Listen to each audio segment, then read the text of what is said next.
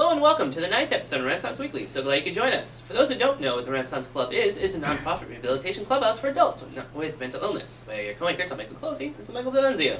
Hello, Mike. What do we have on the show today? Glad you asked. Today on the show, we have your interview with Rent Club member Kathy Closey. Also, we have an employment update with yours truly, and finally, we have a movie review with Kelly. But first, we gather with our very own weatherman, Walter Villagore. Walter, let's go with the weather. Thanks, Mike. This week's forecast is Tuesday, partly cloudy, high of 46, low of 35. Wednesday, scattered AM showers, high of 48, low of 35. Thursday, scattered PM showers, high of 47, low of 37. Friday, scattered AM showers, high of 50, low of 34. Now back to you, Mike. Thank you, Walter.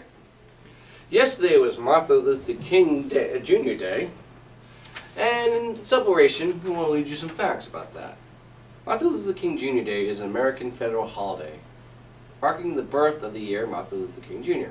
It is observed on the third Monday of January each year, which is around King's birthday, January 15th.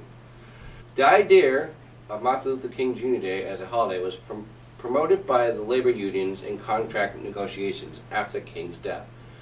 U.S. Representative John Conyers, a Democrat from Michigan, and a U.S. Senator Edward Brooke, a Republican from Massachusetts, introduced a bill in Congress to make King's birthday a national holiday. The bill first came to a vote in the U.S. House of Representatives in 1979. However, it fell 5 votes short of the number needed for passage. Two of the main arguments mentioned by opponents were that a paid holiday for federal employees would be too expensive, and that a holiday to honor a private citizen would be contrary to the long-standing tradition. Only 2 other figures have national holidays in the United States honoring them: George Washington and Christopher Columbus. Soon after, the King Center turned to support from the corporate community and the general public. The success of the strategy was cemented when 6 million signatures were collected for a petition to Congress to pass a law, termed by a 2006 article in The Nation as the largest petition in favor of an issue in U.S. history. On November 2, 1983, Reagan signed a bill proposing Representative Katie Hall of Indiana to create a federal holiday honoring King. The bill had passed the House of Representatives by a count of 338 to 90, a veto-proof margin. The holiday was observed for the first time January 20, 1986. The bill also established the Martin Luther King Jr. Federal Holiday Commission to oversee observance of the holiday, and Coretta Scott King, King's wife, was made a member of this commission for life by President George H.W. Bush in May of 1989. Overall, in 2007, 33% of employers gave employees the day off, and 2% increase over the previous year. The observance is most popular among nonprofit organizations and least popular among factories. The reason for this have varied, ranging from recent editions of the holiday to its occurrence just 2 weeks after the week between Christmas and New Year's Day, when many businesses are closed for part or sometimes all of the week. Additionally, many schools and places of higher education are closed for classes. Others remain open, but may hold seminars or celebrations of King's message. Some factories and manufacturers use MLK Day as a floating or movable holiday. Today is January 17th, and if you have a birthday today, you celebrate with the likes of living legend and the golden girl, Betty White, turns 95. Let's keep her going through 2017. James Earl Jones, best known as the voice of Darth Vader. Luke, I am your father. That's not true! That's impossible! As well as Mufasa in The Lion King, turns 86. Wow. Steve Harvey, current host of The Family Feud, turns 60. Jim Carrey, best known as Ace Ventura. Also, he performed in The Truman Show, and as the Grinch, turns 55. Michelle Obama, the 46th First Lady of the United States, turns 53. Genndy Tartakovsky, creator of Dexter's Lab, Samurai Jack, and director of Hotel Transylvania, turns 47. Kid Rock, singer, who is best known for his songs as Cowboy, Bada Boom, and Picture, and All Summer Long, turns 46. Zooey Deschanel, actress best known as Jessie on TV's New Girl, turns 37. She's also DG in Tin Man, the series, which was a great movie. Dwayne Wade, former Miami Heat and current Chicago Bull, turns 35. That's fine. Benjamin Franklin, American publisher and inventor, who died in 1790, would have been 311 today, folks. Al Capone, American waste management person. died in 1947, would have been 118. Robert Cormier, American author and journalist, who had famous books as The Chocolate War and I Am the Cheese, which I read in high school, would have been 92 today. Eartha Kitt, the original the second Catwoman, died in, and singer, died in 2008, would have been 90 today. Muhammad Ali, greatest boxer to ever live and activist, died in 2016, would have been 75. And finally, Andy Kaufman, who may not be dead, but is dead. The comedian who died in 1984 would have been 68 today. Speaking about today, that leads us into our next topic on this day in history with our very own Michael Closey. Thanks, Mike. Today in history, in 1773, Captain James Cook commands the first expedition to sail south of the Antarctic Circle. In 1912, Captain Robert Scott's expedition arrives at the South Pole 1 month after Roald Amundsen. In 1917, the United States pays Denmark $25 million for the Virgin Islands. In 1929, Popeye the Sailor Man, created by E.C. Seeger, makes its first appearance in the comic strip Thimble Theater. In 1954, Jacques Cousteau's first network telecast airs on Omnibus on CBS. 1961, President Dwight D. Eisenhower delivers a televised farewell address to the nation 3 days before leaving office, in which he warns against the accumulation of power by the military-industrial complex, as well as the dangers of massive spending and especially deficit spending. 1962, NASA civilian pilot Neil Armstrong takes the X-15 to 40,690 meters. 1966, Martin Luther King Jr. opens campaign in Chicago. 1969, debut album of Led Zeppelin is released in the United States. In 1984, Supreme Court rules 5-4 OK's private use of home VCRs to tape TV programs for later viewing does not violate federal copyright laws. 1987, U.S. President Ronald Reagan signs a secret order permitting covert sales of arms to Iran. 1989, Murden and Metz are the first women to reach the South Pole overland on skis. 1991, Operation Desert Storm begins against Saddam Hussein. 2013, Japan unveils plans to build the world's largest wind farm near Fukushima Daiichi nuclear power plant. And finally, in 2016, the fourth Democratic presidential candidate debate, Hillary Clinton and Bernie Sanders clash over health care and gun control in Charleston, South Carolina.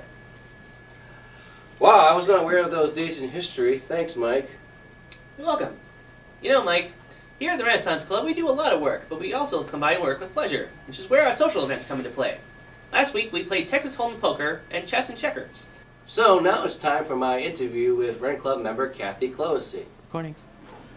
Hello and welcome to Member Spotlight. Today on the show I have Kathy Closey with us today. Hello, Kathy, and welcome to the show. Thank you for having me. Yeah. So, Kathy, why don't you tell us a little bit about yourself? Well, I love to paint and draw, and I write poetry. At home, lately I've been working on a couple of canvases, but in my spare time watching TV, I like to make beaded jewelry. It's fun. That's fantastic. That's fantastic. Thanks. So, how long have you been a member here at the Renaissance Club? Oh, I started in 1995, so it's over 20 years. Over 20. Yep. Wow. And how'd you find out about the clubhouse way back in '95? Well, I went into the hospital when my mother-in-law died. We got into a severe depression because she was my best friend. And I stayed there 3 weeks, and they suggested that I do something during the day instead of just isolating at home. And so they gave me choices of either Renaissance Club or the one on Market Street is LADT. It was on Central at the time. Yeah, and I went to the first one, LADT first, and only one day, and it was like overwhelming. People were coming all around me and coming at me, and it was just too much. So I went to the other place, which is the Renaissance Club right here, and it started on Brand Street where I was, and the people were so relaxed, and it's so easygoing that they let me work at my own pace. I joined the maintenance, and I loved it because I was left to do work and ease my way into joining the club, and it was right at the bottom of my street, so it was easy to walk there. That's always good to be. It's kind of funny. I've noticed in a lot of my interviews, a lot of people have tried the other program first. Not to say that they're not a good program, but they seem to find that the Renaissance Club has been more helpful in their thing. So, what do you tend to do here when you're at the club? What kind of stuff did you do when you're here? Well, when we moved over here a few years after that, I stayed in maintenance, and then, I did that for like 8 years, and I started floating from unit to unit. I'd spend a few years in each one and learn what it was all about and try to be helpful in anything I could. And after a while, when you get to know all the units, you can float around and just say, you can automatically spot where you need to be, and need to help out. So I like doing that. So you're a floater pretty much now. Mhm. I know, I think Ken and a few other people said that they were floaters too, which is interesting. Variety, the spice of life. Yeah. Uh-huh. You go where you need it. Yes. So, how has the Renaissance Club helped you in your recovery? Oh, wow. It gives me a purpose to get up in the morning. I was used to working, like getting up at 6 o'clock in the morning, being at work by 7 or 8. And it's like sort of taking that spot, you know what I mean? A purpose to get up early, get ready and go and come in and start right away, Now that we have that morning meeting for the unit, it's a lot more to look forward to. So you would say that like being able to come here in the morning has helped you with your recovery. Yeah, it sets out the Keeps whole you- day, you know what I mean? It supports the day, nice beginning. In your own words, how would you describe a clubhouse to somebody that's never been here? Like, Well, I think it's a tremendous support system. I mean, if you're shy and it's hard for you to get to know people, or you have serious either depression or anxiety, you can come in and just feel it out. You're not pressured. You work at your own pace, and it's such camaraderie between all the members. They seem to be basically all positive, and I really like that. yeah, so you'd say a big family, pretty much. Yeah, Big second humongous family. Yeah. Oh, we're at my final question of the night, which is my favorite question, by the way, which is, if Godzilla, King Kong, the Loch Ness Monster, and Bigfoot had a fight, who do you think would win and why? Godzilla. Godzilla. Why would you pick Godzilla? Oh, because he has so many talents. He's huge.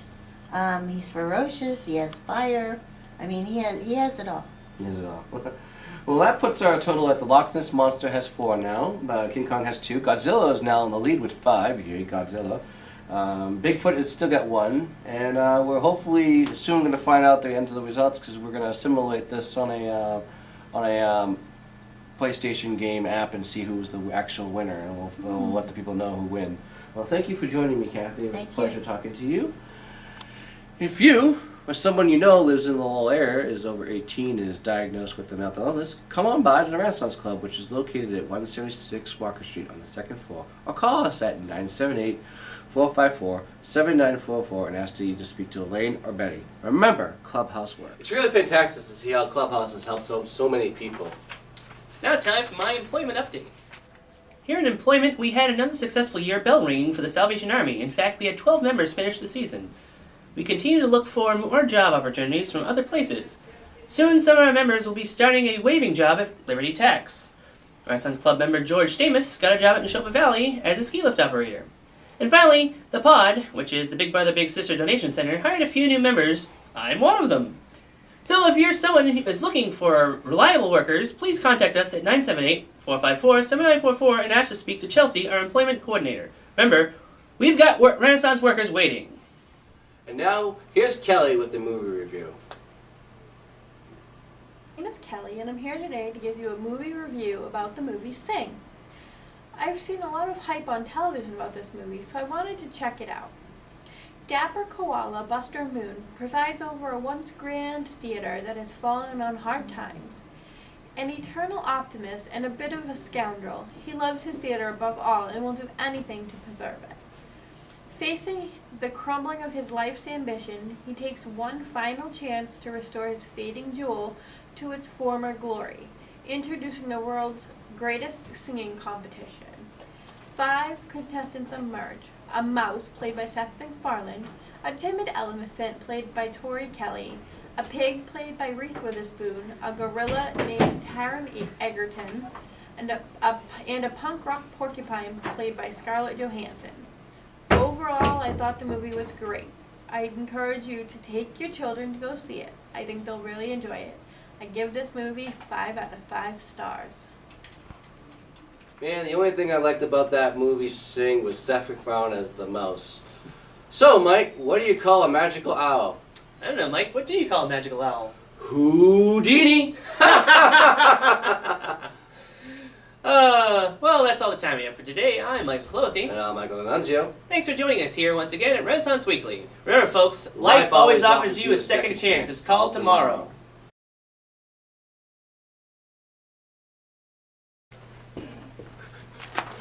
Hey, I knocked the paper over, Knucklebutt. No, what?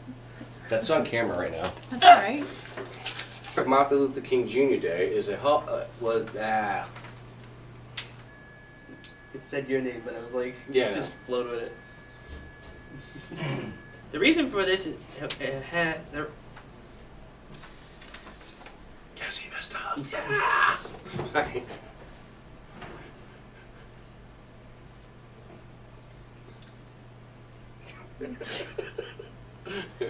Yeah.